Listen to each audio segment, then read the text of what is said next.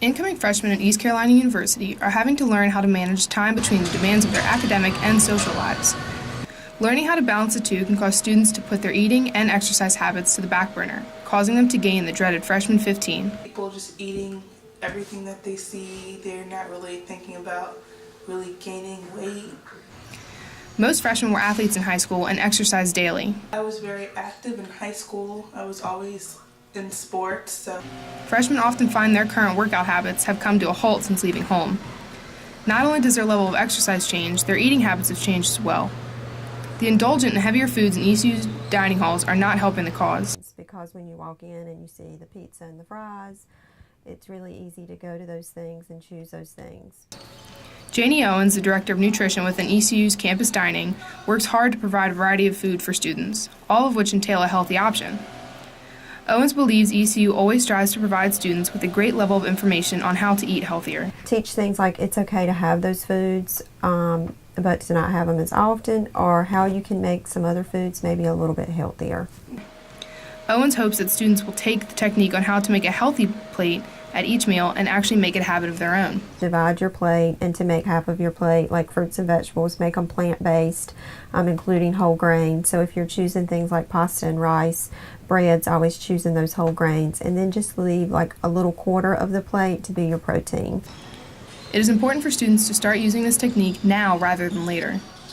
Karen Warren, director of campus wellness at the Student Recreation Center, believes the overload of food advertisements can be a downfall to students' eating habits. So much food available, and it's available at all these different times, and it's basically no limit to the amount of food. Eating is tied into students' daily lives, especially late-night meals on the weekends. And that food is so tied into the social environment, and sometimes that can cause people to eat in ways that are different from the ways that they did when they were at home. Campus Wellness wants to make sure they provide sufficient information about how students can create healthier eating habits. Campus Wellness does a lot with nutrition and works with the nutritionists too that are in student health service. We do a lot of outreach education, so we'll go out into the resident halls and talk to students there, give them information, educational tips about how to make those good choices. Warren wants students to be aware of all the various information Campus Wellness can give them. It's all about making informed decisions, so we're there to try to give that information out. We also have the center here where students can come. They can get information about nutrition, about exercising, about just activities to keep yourself healthy.